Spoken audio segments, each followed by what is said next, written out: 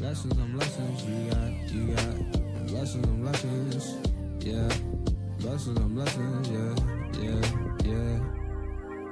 The Father blessed me with some parents that would lead when I was deep down in the dark. They cut the light on, now I see. Some other parents never give their kids the keys, but mine set me in front of the Bible, fed me scripts and nurtured me. Now I stand tall just like a tree cause of that seed. Shalom. We got another study today, and we are going to pick up right where we left off. We were in Genesis chapter 27, and we're going to go to Genesis chapter 28. But before we get into Genesis chapter 28, I'd like to share one scripture with y'all. Keith, if you don't mind bringing up the scripts. I was studying with my family. We were in Psalm chapter 1. And I had some things that was on my mind. I got several things that I'm doing right now, and I was starting to feel like I was getting stressed. And it blessed me when I read this again with my family because it helped make my decisions a lot easier. In Psalm 1, by the way, this is one of my favorites. Blessed is the man that walketh not in the counsel of the ungodly, nor standeth in the way of sinners, nor sitteth in the seat of the scornful. But his delight is in the law or the Torah of Yahuwah. And in his law doth he meditate day and night. And he shall be like a tree planted by the rivers of water that bringeth forth his fruit in his season.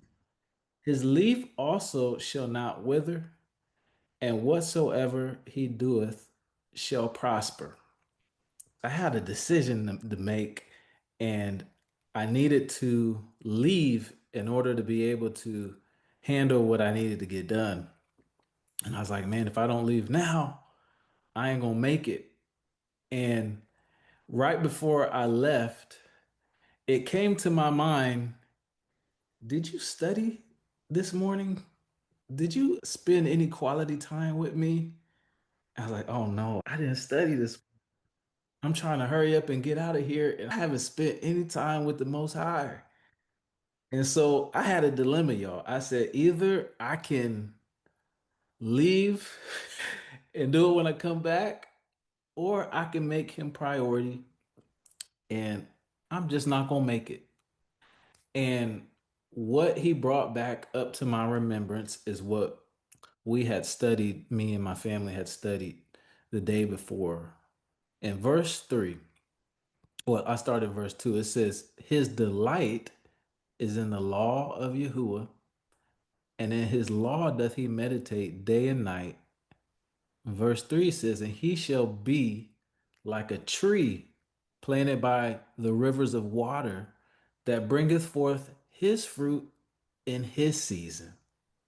His leaf also shall not wither, and whatsoever he doeth shall prosper. Now, I didn't say that. I didn't say that. That's the words of the Most High Yah. Whatever he so doeth, he's going to prosper in that thing. So, you know what I did after recalling that verse? I said, you know what? I ain't going. If I don't make it, I just don't make it because I want whatever I do to prosper. And so that means I got to delight in the Torah. I got to delight in his word day and night. So that means when I'm waking up in the morning, that's got to be the first thing. But if a day goes by and I'm not delighting in it, then I can't expect the things that I want to do to prosper.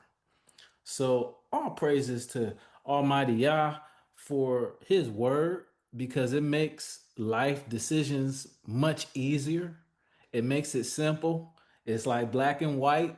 You do this, you're gonna live. You do this, and you're not gonna live. So all praise to the Most High. I thought somebody might want to hear that because that's what we're gonna do tonight. We're gonna keep delighting in His law, and let's go to Genesis chapter 28, verse 1. And we're going to pick up right where we left off. Let's see. We're in Genesis 28. All right. Verse 1, it says, and Isaac called Jacob and blessed him and charged him and said unto him, Thou shalt not take a wife of the daughters of Canaan. Arise, go to Padanaram, to the house of Bethuel, thy mother's father, and take thee a wife from thence of the daughters of Laban, thy mother's brother. And Elohim Almighty bless thee, and make thee fruitful, and multiply thee, that thou mayest be a multitude of people, and give thee the blessing of Abraham to thee and to thy seed with thee, that thou mayest inherit the land wherein thou art a stranger, which Elohim gave unto Abraham. So let me read verse 1 again. It says, and Isaac called Jacob and blessed him and charged him and said unto him, thou shalt not take a wife of the daughters of Canaan. So when you see that Isaac called Jacob and blessed him, last week, I believe it was Aki Gadol talked about bless and what it means. And we saw in the book of Genesis and that when we see a blessing, like in chapter 1, blessing alludes to multiplication, increase. And so it's the same thing that we see here when we see this word bless. Isaac calls Jacob, blessed him, and charged him. Charged him meaning he commanded him or gave him an instruction. And what he told Jacob was, don't take a wife of the daughters of Canaan. And this is continuing actually the narrative from Genesis chapter 27. Can you go back to chapter 27 and we'll go to verse 42? So in verse 42, it says, and these words of Esau, her elder son, were told to Rebekah. And she sent and called Jacob, her younger son, and said unto him, behold, thy brother Esau, as touching thee, doth comfort himself, purposing to kill thee. Now therefore, my son, obey my voice and arise. Flee thou to Laban, my brother, to Haran, and tarry with him a few days until thy brother's fury turn away, until thy brother's anger turn away from thee, and he forget that which thou hast done to him. Then I will send and fetch thee from thence. Why should I be deprived also of you both in one day? And Rebekah said to Isaac, I am weary of my life because of the daughters of Heth. If Jacob take a wife of the daughters of Heth, such as these which are of the daughters of the land, what good shall my life do me? So Re- Rebecca is saying in verse 46, she says she's weary. In Hebrew, that word is actually kutz, and it means to loathe or to cut off or to hate. So what Rebecca is really saying is she's saying, I'm my life, I I hate my life right now because of these daughters of Heth. The daughters of Heth must have been really getting on her nerves, giving her anxiety, causing her to be depressed, causing her to be in some kind of state where she said, and I'm weary of my life. She said, if Jacob take a wife of the daughters of Heth, what good is my life? What good is my life going to do me? So let's go to 28, go back to chapter 28, verse 1. And so this sets up the tone for 28 because Rebecca, as we saw in chapter 27, told she told these things to Isaac. And now we see in verse 1 of chapter 28, now Isaac is calling to Jacob and is blessing him and charging him and saying, don't take a wife of the daughters of Canaan. So what we can see here is Isaac and Rebecca, they're on the same page. They both see things within the daughters of Canaan that they don't care for. And Rebecca in Genesis 27, she told Isaac to flee to Haran. And Haran was a city within the larger area of Panadaram. Actually, I'm going to share my screen for just a moment here so you can see what I'm seeing. So, this on the screen, this is a map of Israel. And what you can see is the journey that Jacob took to Haran. So he starts out in Beersheba and he goes, and Haran is all the way up here, which is a part of Padan Aram. Padan Aram. So in chapter 27, we see that Jacob is to go to Haran, which is a city within the area of Padan Aram. And then in chapter 28, you see Isaac telling Jacob to go just to Padan Aram. So they're essentially the same place. Haran is within Padan Aram, but Haran is the city which Laban was located in. And today, Haran is still called Haran. And it's no longer a part of Syria anymore. They consider it a part of Turkey, but in ancient times, this was considered Syria. And what Padan Aram means is the plain of Haran. So it's a flat area within the city of Haran. So in verse 2, when it says arise, go to Padan Aram, or the plain of Aram, to the house of Bethuel thy mother's father, and take thee a wife from thence of the daughters of Laban thy mother's brother. That's the area I was showing. That's where Jacob was to go. But there's something about those daughters of Canaan that Isaac didn't like, and he didn't want Jacob to have any parts of. Let's go to Genesis chapter 24, verse 1. And it says, and Abraham was old and well stricken in age, and Yahuwah had blessed Abraham in all things. And Abraham said unto his eldest servant of his house that ruled over all that he had, put, I pray thee, thy hand under my thigh, and I will make thee swear by Yahuwah, the Elohim of heaven and the Elohim of earth, and thou shalt not take a wife unto my son of the daughters of the Canaanites, among whom I dwell, but thou shalt go unto my country and to my kindred, and take a wife unto my son. So here we see Abraham said something very similar was said when he was talking to his son Isaac, or talking to his servant, his eldest servant, who was to get a wife for Isaac. He made his eldest servant swear by Yah that he would not take one of these daughters of the Canaanites. In verse 37, it says, and my master made me swear, saying, thou shalt not take a wife to my son of the daughters of the Canaanites in whose land I dwell. So Isaac was like his father in a way. He saw some things in the daughters of the Canaanites that he didn't want Isaac to have any part of.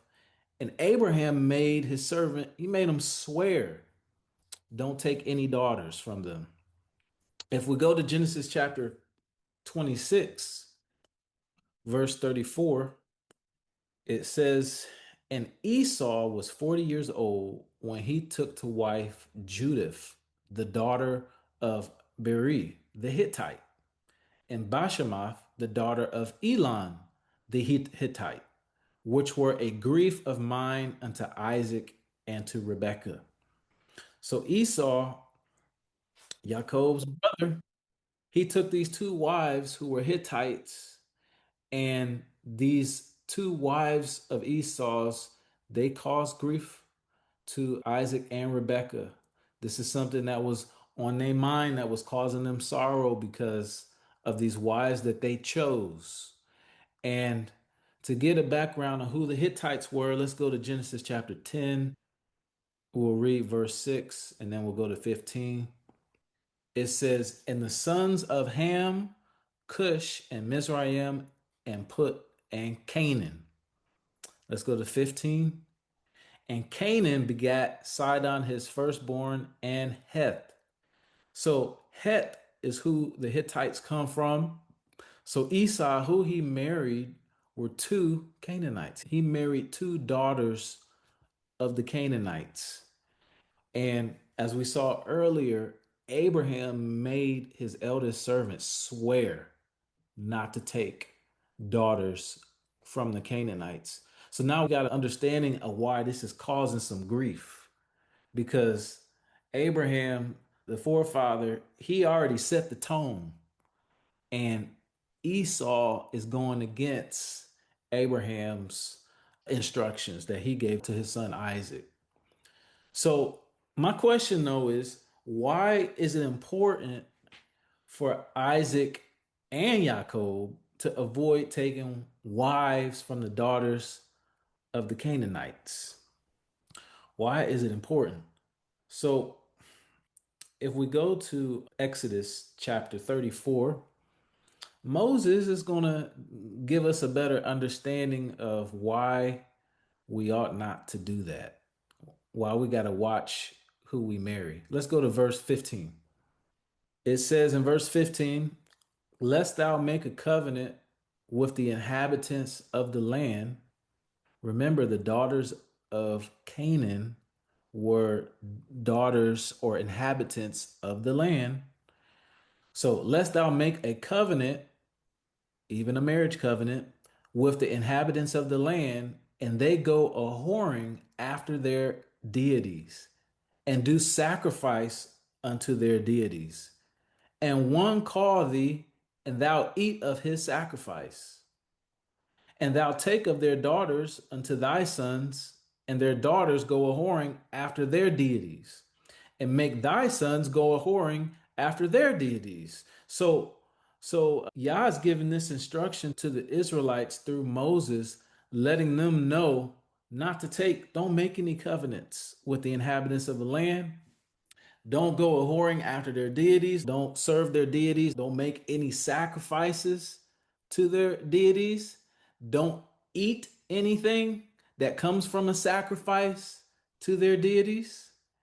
And do not take of their daughters unto your sons, because what's going to happen is if you do that, then their daughters are going to go a whoring after their deities and make your sons go whoring after their deities. So the whole point of this, Abiyah is letting the Israelites know that, hey, you got to be careful about these inhabitants of the land. It don't matter what they look like. It doesn't matter what they say. What's going to happen is if you marry and if you make covenants with the inhabitants of the land, who are the Canaanites, then what's going to happen is you're going to start serving their gods or their deities. Let's go to 2 Corinthians 6:14, and let's see what Paul had to say. He said, "Be ye not unequally yoked together with unbelievers." Same thing going on. Don't marry people that don't believe in the Most High Yah. "For what fellowship have righteousness with unrighteousness? And what communion have light with darkness?" And of course, this applies to more than just getting married. You can be unequally yoked with somebody in business. Case in point, I made this software when I was in college, and I it was such a good idea at the time that I had this guy that was getting his doctorate who was trying to convince me to quit college, and I was in my junior year. I'm like, "You crazy. I'm almost done. I ain't fitting to quit now." But it was that good of an idea that he said he was going to pay me to quit so I could get it done. And I made the hugest mistake. When I graduated college, I told my idea to some of my coworkers in hopes that they could help me get it done. And so they ended up helping me. I had about three coworkers. When we would get done with work, what they would do is we would meet at some Starbucks or somewhere and we would just work on the project. And toward the end of the project, right before we launched, I'm telling them what I would like for this to, what I want us to sell. And one of the guys said, I don't care what we sell. We could sell pornography as far as I'm concerned. And I said, oh no, I made a mistake. I knew I messed up. I knew I messed up because what I did, I was looking at the money and I was unequally yoked with some unbelievers. I made a partnership and an agreement with some guys who don't believe.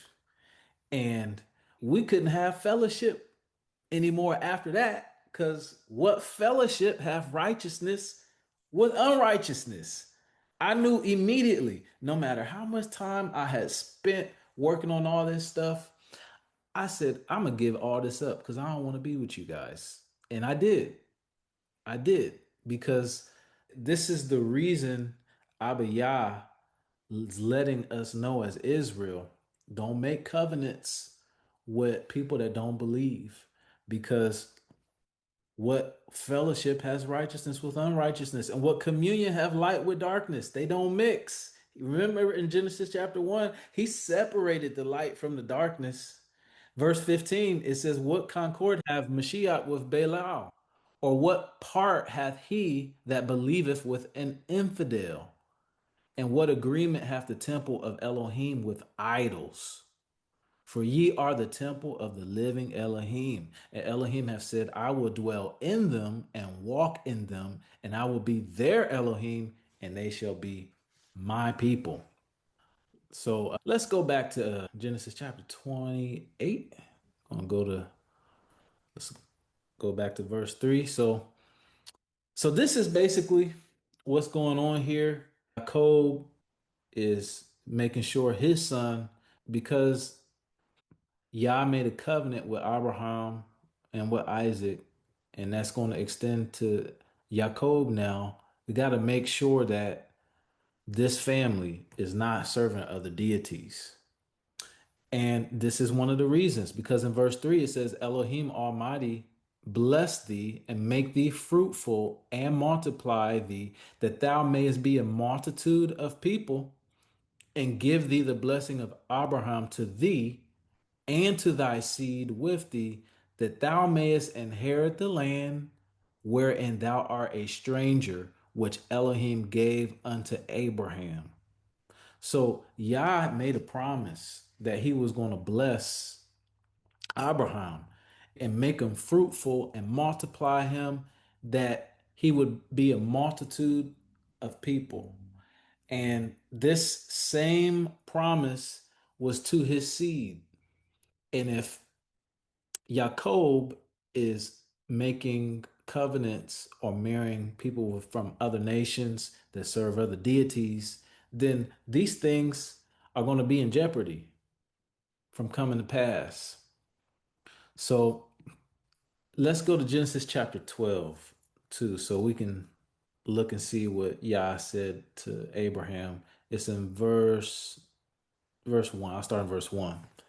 It says, and Yahuwah had said unto Abram, get thee out of thy country and from thy kindred and from thy father's house unto a land that I will show you, and I will make of thee a great nation, and I will bless thee and make thy name great, and thou shalt be a blessing. And I will bless them that bless thee, and curse him that curseth thee, and in thee shall all families of the earth be blessed. So all the families of the earth are going to be a blessing, are going to be blessed through Abraham and through Isaac and through Jacob. So this is, it's important that we don't make any improper covenants. So much, so much pain and turmoil and just problems could be avoided just by people marrying those that are believers, those that are in the faith, those that have put their trust in Yahusha and are keeping the commandments. That was my number one thing when I got married. And I suggest for all young people and or people that aren't so young that are wanting to get married, that should be on your priority list, that whoever you're talking to is someone that believes, someone that is a believer, not just talking the talk, but walking the walk. Because as we read, we have the proof in the scriptures that you marrying someone that's not like you can actually lead you astray. People, they can lead you to and cause you to not worship the most high Yah. And because you're not equally yoked, because you have one value system and they have another value system, they might have a set of beliefs and you have a set of beliefs. Now you're trying to come together and live and agree. It just doesn't work. It's going to be a whole lot of clashing. It's going to be a whole lot of clashing. So it don't matter how good she look. It don't matter. You save yourself a lot of headache and pain. And now we're going to read verses 5 through 9. And it says, and Isaac sent away Jacob, and he went to Padan Aram unto Laban, son of Bethuel the Syrian, the brother of Rebekah, Jacob's and Esau's mother. When Esau saw that Isaac had blessed Jacob and sent him away to Padan Aram to take him a wife from thence, and that he blessed him, he gave him a charge, saying, thou shalt not take a wife of the daughters of Canaan. And that Jacob obeyed his father and his mother and was gone to Padan Aram. And Esau, seeing that the daughters of Canaan pleased not Isaac his father, then went Esau unto Ishmael and took unto the wives which he had Mahalat, the daughter of Ishmael, Abraham's son, the sister of Nebaioth, to be his wife.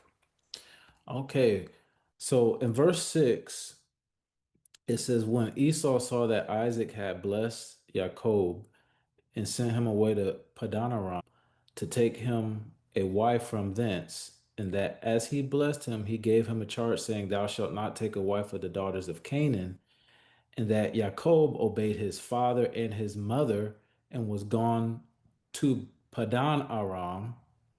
I want to stop right there for a second. Notice Jacob, Esau is looking and he's seeing what Isaac is doing for Jacob, that he bless him. He's paying attention to everything that's being done.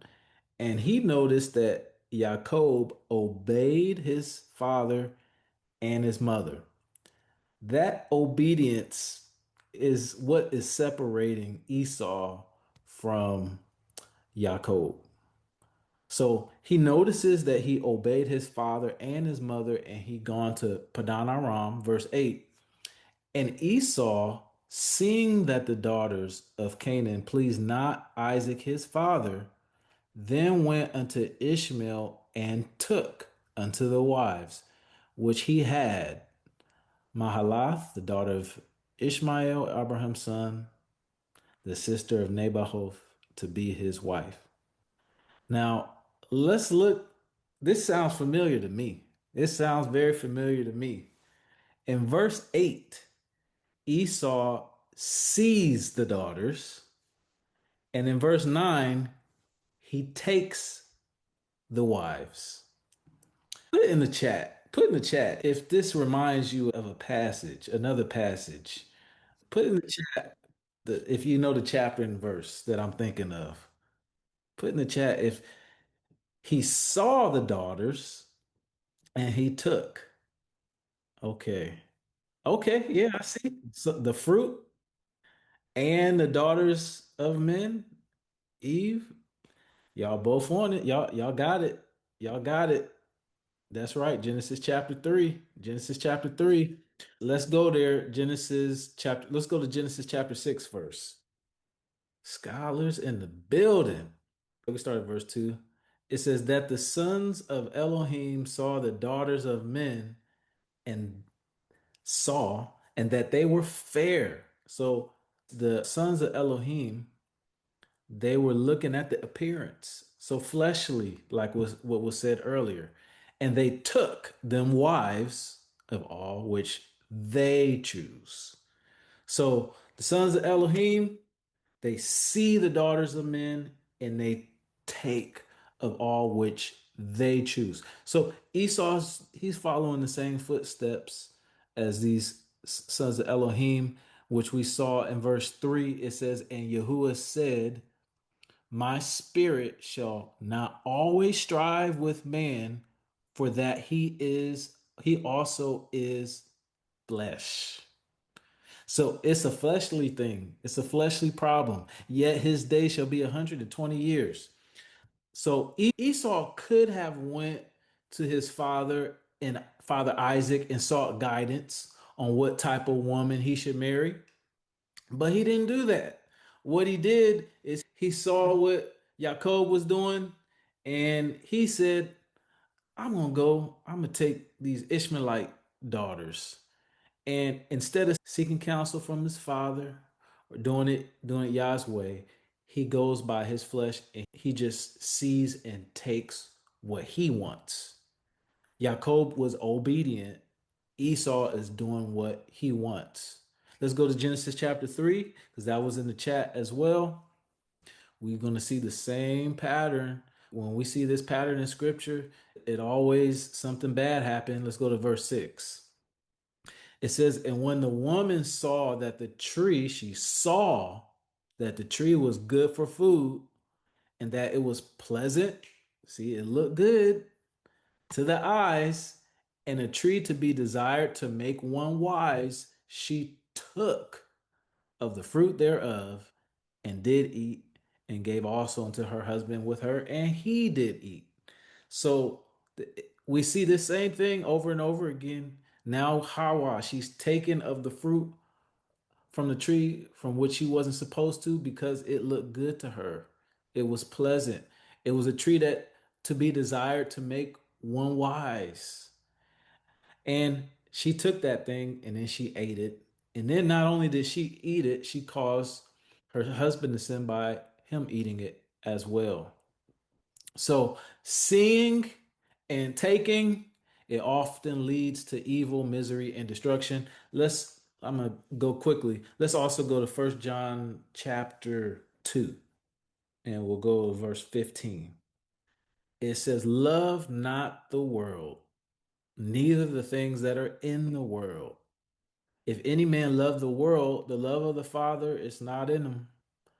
For all that is in the world, the lust of the flesh, the lust of the eyes, and the pride of life is not of the Father, but is of the world. And the world passeth away, and the lust thereof, but he that does the will of Elohim abides forever. So this makes the difference. We can see with Esau, we saw he was in love with the world, the lust of the flesh, the lust of the eyes, and the pride of life. I'm going to do what I want to do. And the world passed away and the lust thereof, but he that does the will of Elohim abideth forever. So Jacob and Esau have a different end. They have a different destination. One is going to be passing away, and another is going to be abiding forever, eternal life. So it depends on what path you want to choose. One more verse. Let's go to Obadiah 1 and let's go to verse 3. Not going to read all of it, but just this verse to see Esau also has pride. This Obadiah it starts off with saying the burden of Edom. This is a prophecy about Edom or Esau. Verse 3, it says, the pride of thine heart hath deceived thee, thou that dwellest in the clefts of the rock, whose habitation is high, that saith in his heart, who shall bring me down to the ground? So, for the sake of time, I'm not going to go into all this like I want to, but we can even see that later Esau is going to be judged, and Esau, because of the pride that's in their heart, they are going to be cast down. In verse 4, it says, "Thou exalt thyself as the eagle, and thou set thy nest among the stars. Thence will I bring thee down, saith Yahuwah." So we see the end of Israel is eternal life, but the end of Edom is going to be destruction. Okay, any more comments or questions before we go on to verses 10 through 17? I just had a question. I was looking at the verse 8 where it says Esau saw that his father hated the daughters of Canaan, and then he went and got a daughter anyway because his father didn't like it. That's what I'm assuming. He saw that his father despised the daughters of Canaan. In verse 9, it starts with then Esau went to Ishmael and got a wife when he already had some, among his other wives that he already had. So I'm wondering if he did it because he was upset or to get back at his dad because he knew his dad didn't like it. Well, I asked myself that same question. In verse 8, it definitely says he saw the daughters of Canaan when he's seeing that the daughters of Canaan pleased not his father, Isaac, his father. Then he went to Ishmael and took the wives which he had. So, yes, in verse 9, he is taking these daughters of Ishmael as a result of seeing that the daughters of Canaan did not please Isaac. So, yes. Now, the question I have, so this is my opinion. I haven't really studied this fully enough to have a concrete answer. But in verse 9, it says that as a result of him seeing that the daughters of Canaan pleased not Isaac, he took some additional wives, but these wives are of Ishmael. And I honestly think that Esau may have been trying to do this to please Jacob because he had an issue with the daughters of Canaan. Isaac said, "Don't take of the daughters of Canaan." Abraham said, "Don't take of the daughters of Canaan." He didn't say anything about Ishmael. So I really think Esau is not really trying to get back. He's trying to get in good favor. That's Oh, that's the way I'm taking it. Did you have something else? I was just saying, I see now. Okay. Uh, Okay, but excellent question. I asked myself the same thing when I was reading this. I like, is this good or is this bad? So I had to meditate on this for a while, and I still want to continue to study it out more. But that's what I'm seeing so far. All praises. Any more comments or questions? I just wanted to say, I've taken a notice that with Esau in particular, to be honest, I think even with last week's lesson or when we were mentioning the two brothers, I thought about Cain and Abel, but that's more so of a story of what it takes to please God. And, yes, you got two brothers again, but this is for Esau in particular, he's pretty much a prime example of Romans 8, verse 6, where to be carnally minded is enmity towards God. And I realize it's not even just God that, or I say God is more so opposed towards him, but the constant, just the word enmity just means to be constantly opposed to either something or someone. And after losing the birthright, even though they rejoined with the family clans, but it was a forever separation between Jacob, I believe, and Esau. And, based on his personality, he was just carnal to the core, and therefore it was impossible for him to find favor with God. Whereas, unlike Cain and Abel, okay, yeah, Cain was more so if I do things that will please God, but the one thing that got him into, I guess, a constant connection with God was at least he was thoughtful of God's existence. Whereas Esau, on the other hand, is just, here and now is all that I see, and that's all that I could think about, and my feelings are everything. So therefore, God is like an afterthought. So, I like that. Yeah. That Romans 8:7, because the carnal mind is enmity against Elohim. That is his problem. If you have a carnal mind and that's enmity, that means you're constantly in a fight or constantly in a battle against the Most High. And so, of course, if you got a mindset that's carnal, then Yah is gonna hate. Yah's gonna hate you. So I like that precept you brought up. He definitely was after the flesh, and he minded the things of the flesh. All right, we're on verse 10 now. It says, and Jacob went out from Beersheba and went toward Haran. And he lighted upon a certain place and tarried there all night because the sun was set. And he took of the stones of that place and put them for his pillows and lay down in that place to sleep. And he dreamed, and behold, a ladder set up on the earth, and the top of it reached to heaven. And behold, the angels of Elohim ascending and descending on it. And behold, Yahuwah stood above it and said, I am Yahuwah, Elohim of Abraham thy father, and the Elohim of Yisach, the land whereon thou liest, to thee will I give it, and to thy seed. And thy seed shall be as the dust of the earth, and thou shalt spread abroad to the west, and to the east, and to the north, and to the south. And in thee and in thy seed shall all the families of the earth be blessed. And behold, I am with thee, and will keep thee in all places whither thou goest, and will bring thee again into this land, for I will not leave thee until I have done that which I have spoken of thee, or spoken to thee of.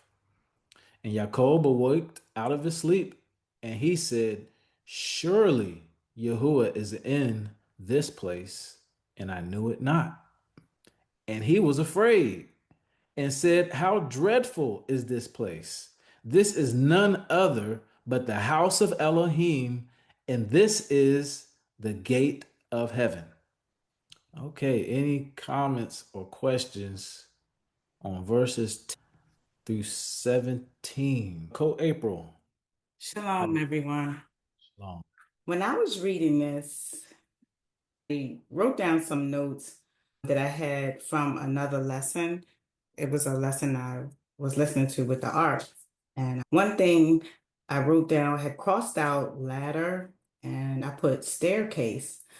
And the reason why was Maury was saying how it was probably more like a staircase because in a ladder, if you think of a ladder, people going up and down, it would be kind of hard for more than one angel or person to go up and down. But if it was like a staircase, it may have been a stair, like more like a staircase than a ladder.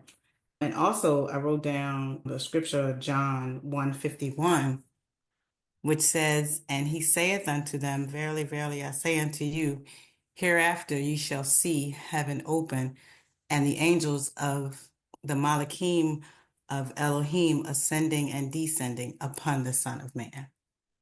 That was it. Oh, that's good. That's right. Well, you going in my notes. That's all I got. So we can move on because I wasn't gonna go no further than that. That's good. I agree. That's the key in verse 12. Well, let me go back. Let me start to verse 11 first. It says, he lighted upon a certain place and tarried there all night because the sun was set.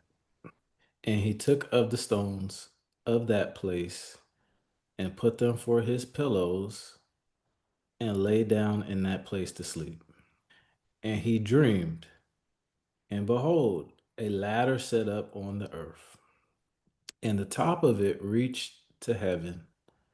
And behold, the angels or the Malachim of Elohim ascending and descending on it. And behold, Yahuwah stood above it and said, I am Yahuwah, Elohim of Abraham thy father, and the Elohim of Isaac. The land whereon thou liest, to thee will I give it, and to thy seed. So I'm going to stop right there for a second. So, as you said, the verse that corresponds to this the most that I can think of is in 1 John chapter 1, verse 51. And let's go there for a second. John, yeah, John, you're right. And let's start in verse 49. It says, Nathanael answered and said unto him, Rabbi, thou art the son of Elohim, thou art the king of Israel. So Nathaniel, he is having a revelation about who Yahusha is at this moment. So after that, Yahusha answered and said unto him, Because I said unto thee, I saw thee under the fig tree, believest thou shalt see greater things than these. So he said, just because I saw you under the fig tree, you believe? You're gonna see a whole lot more than that. You're gonna see some greater things than that. Verse 51, it says, And he saith unto him, Verily I say unto you, hereafter, meaning in the future, you shall see heaven open and the angels of Elohim ascending and descending upon the Son of Man. So, just as we were saying earlier, the purpose of a ladder is to be able to go from one location to the other. And Jacob, he has this dream of this ladder, which was on the earth, and it went all the way up to heaven. And at the top of the ladder, Yahuwah begins to speak to him. And verse 51, where we have right here, it says that hereafter you shall see heaven open and the angels of Elohim ascending and descending upon the Son of Man.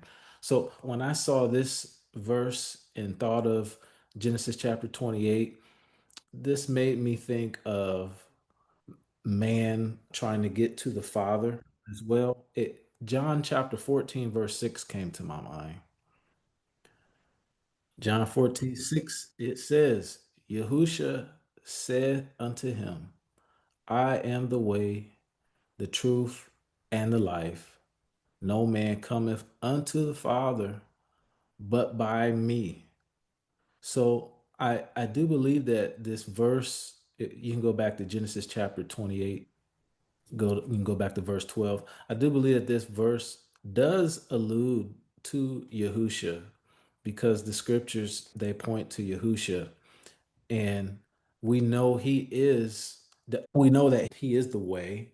We know that he is the door. No one is going to make it to the Father except through Yahusha. Let's keep reading though. Let's look at verse 13. It says, Behold, Yahuwah stood above it and said, I am Yahuwah, Elohim of Abraham, thy father, the Elohim of Isaac. The land whereon thou liest, to thee will I give it, and to thy seed.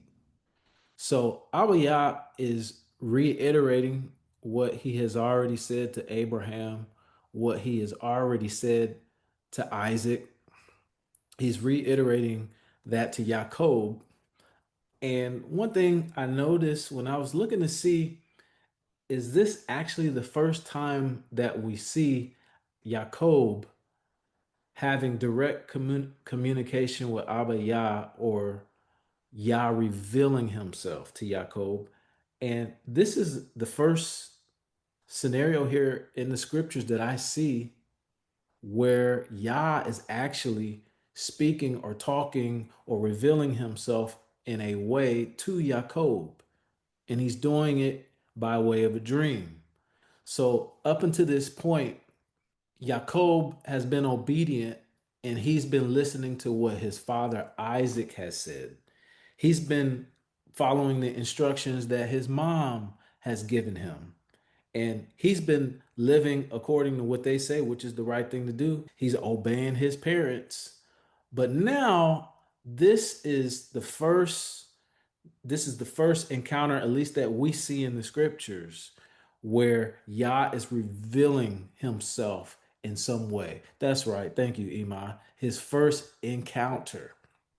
And so, for the first encounter to be a dream of a ladder being set up and the top of it reaching to heaven, and then angels are ascending and descending, and then Yah is at the top of that ladder, and he's revealing himself now in verse 13. He's saying, I am Yah, I'm Yahuwah, I'm the Elohim of your father Abraham, I am the Elohim of your father Isaac.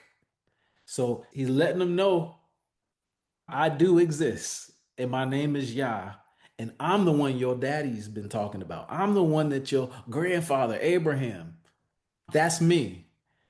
And then he reiterates or reconfirms the promise that was given. He says, the land that you lie on, you lying on these rocks that are comfortable.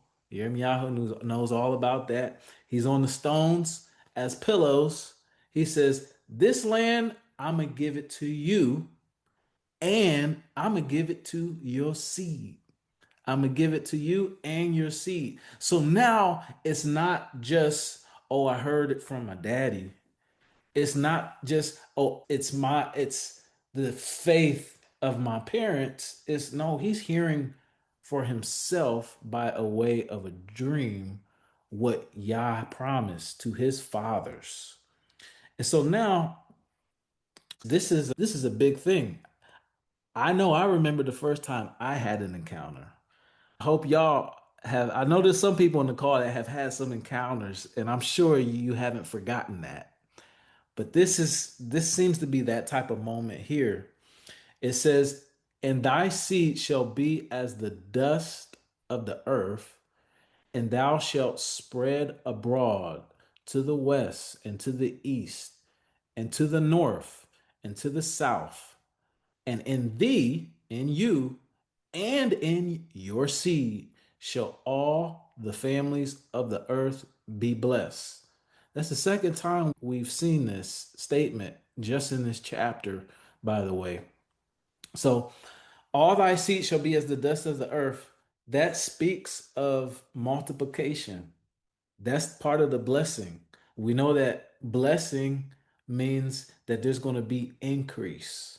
And so the seed, Jacob, is going to be numerous. And this Jacob seed is going to spread to the west, the east, the north, and to the south. And as we saw, in thy seed shall all the families of the earth be blessed. Now, going back to that ladder, I love the analogy that we can gain from this about that ladder, because as the occult brought out John chapter 1:51, it says, and he saith unto him, verily I say unto you, hereafter ye shall see heaven open and the angels of Elohim ascending and descending upon the Son of Man. If we liken that ladder to Yahusha, we can also see that all of the families of the earth being blessed, that's also coming through Yahusha as well. Let's go to Second Chronicles verse 1. And this is Solomon speaking. I'm sorry, verse 9. Verse 9. It says, now, O Yahuwah, Elohim, let thy promise unto Dawid, my father, be established. For thou hast made me king over a people like the dust of the earth in multitude. So Solomon remembers the promise that was made to his father Dawid, and he's asking Yah to let the promise he made be established. And here we see the same type of wording here. You've made me a king over a people like the dust of the earth in multitude. So this is another tie into where we see the dust of the earth is talking about a multitude of people, and now Solomon is over these people as king. Let's go to 2 Samuel chapter 7, verse 12. It says, "And when thy days be fulfilled," and this is talking about David, "and thou shalt sleep with thy fathers, I will set up thy seed after thee, which shall proceed out of thy bowels, and I will establish his kingdom. He shall build a house for my name, and I will establish the throne of his kingdom forever. I will be his father, and he shall be my son. If he commit iniquity, I will chasten him with the rod of men and with the stripes of the children of men." So there is a seed or descendant, a child that would come from David. We know Solomon came from David, and he had many descendants. But there is one seed that his kingdom is going to be established, and it's his throne, as it says in verse 13, is going to be established, and his king will be forever. And so Yahusha, when we look at this ladder, that dream that Jacob had about the ladder going from earth to heaven, we can also see how this points to David and the seed that would come from David. And all of the families of the earth are going to be blessed through Yahusha. I got one more verse. Let's go to Galatians 3, verse 14. It says that the blessing of Abraham, which was given to Jacob, Isaac, and Jacob, that the blessing of Abraham might come on the Gentiles or the nations or the families of the earth through Yahushua HaMashiach, that we might receive the promise of the Spirit through faith. So the blessing of Abraham it comes onto the nations, comes onto the Gentiles through Yahushua HaMashiach, that we might receive the promise of the Spirit, the promise of the Ruach through faith, just like Abraham had faith and believed.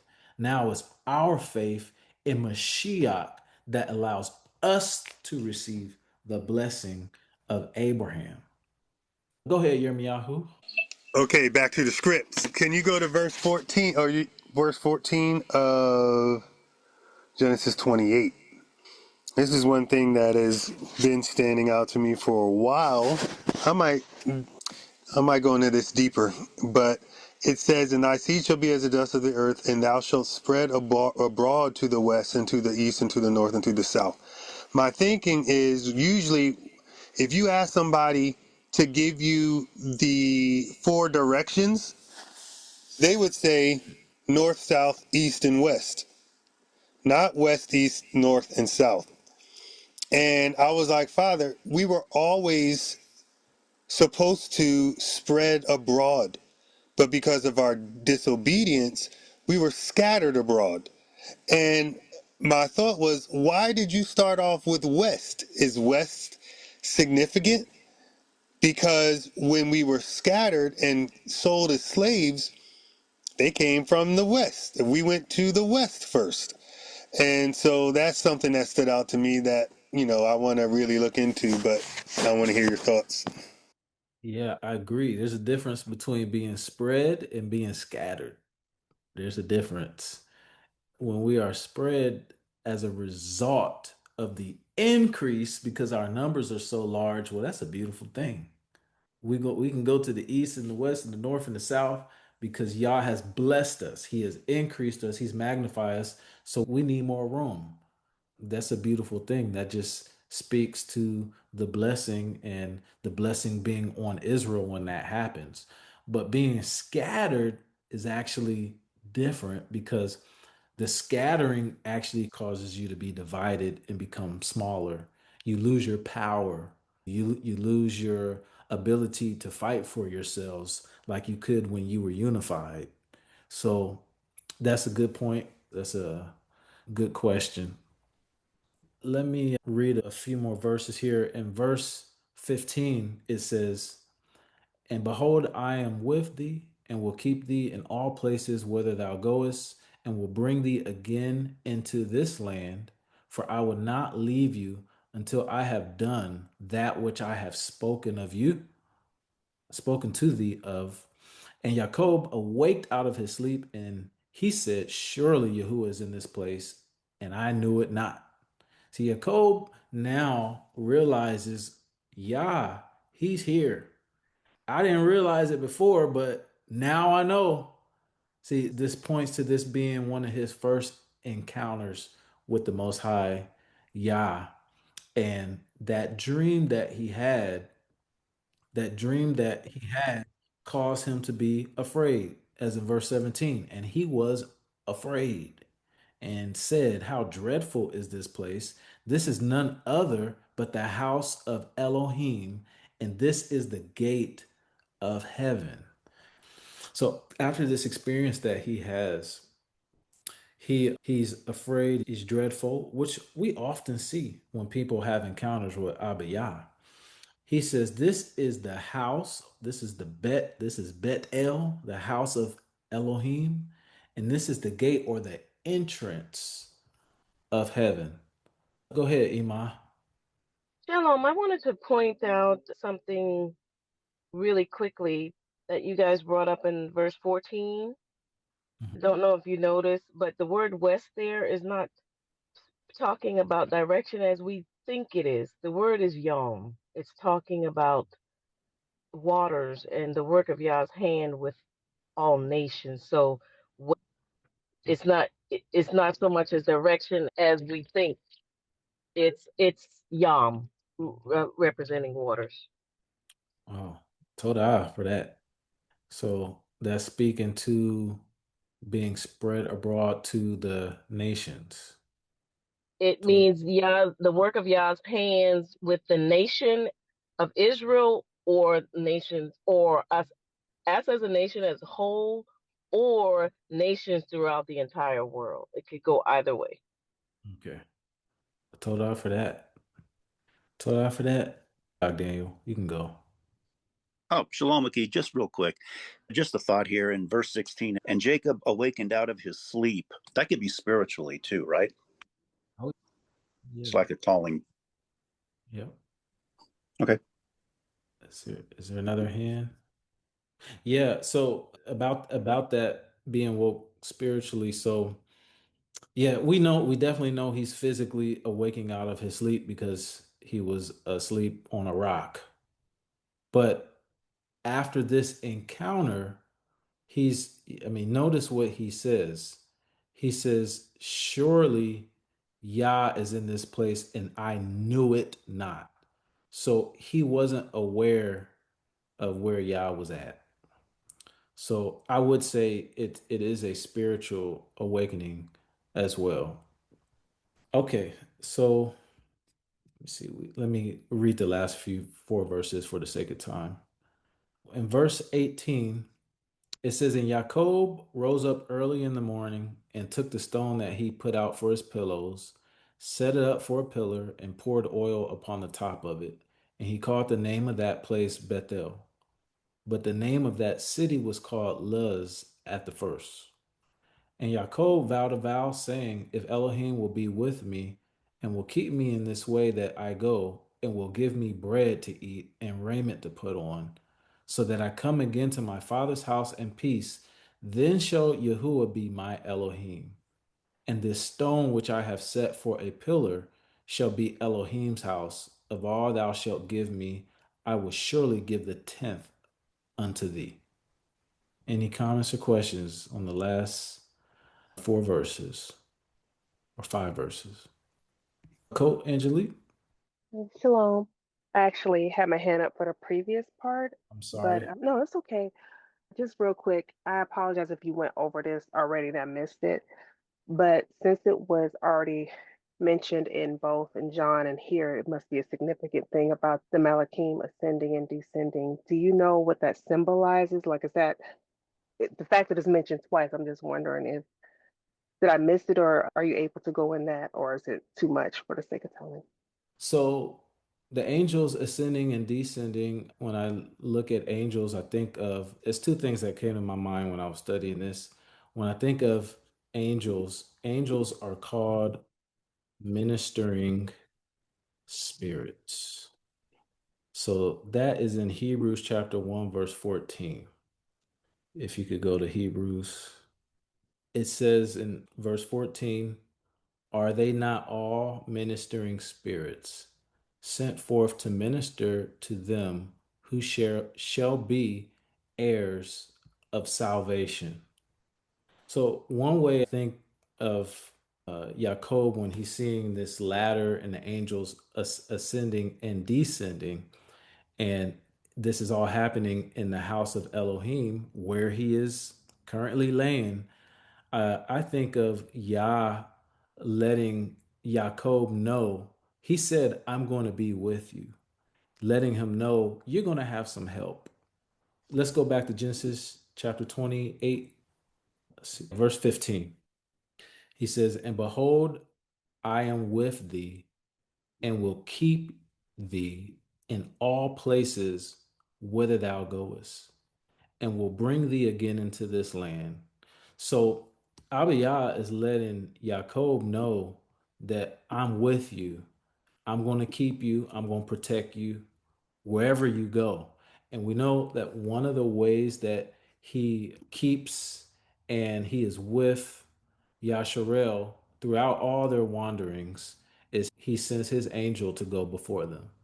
And so, I mean, one way I looked at the angels ascending and descending is letting Job know these angels are going to be with me.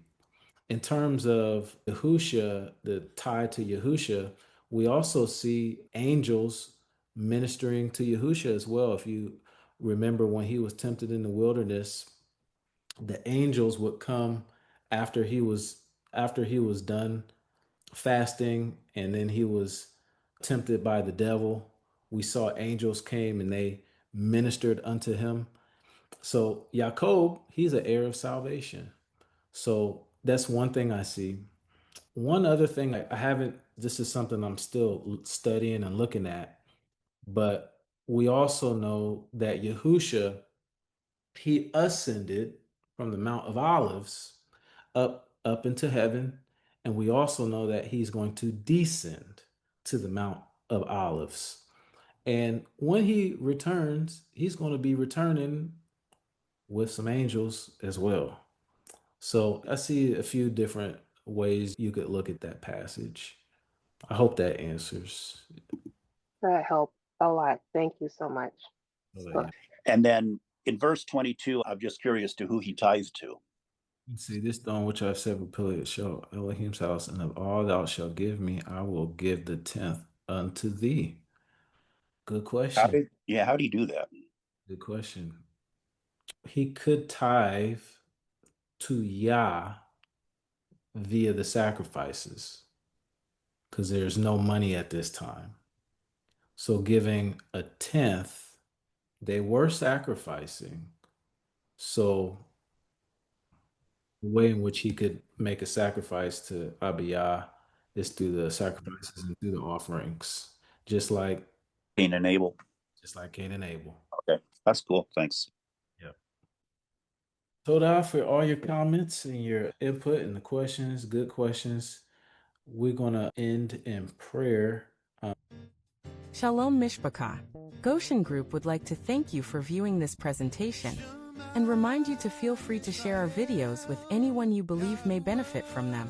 If you would like to learn more about Goshen Group, you can follow us on Facebook, Instagram, and also visit us at www.goshengroup.net. Shalom and blessings.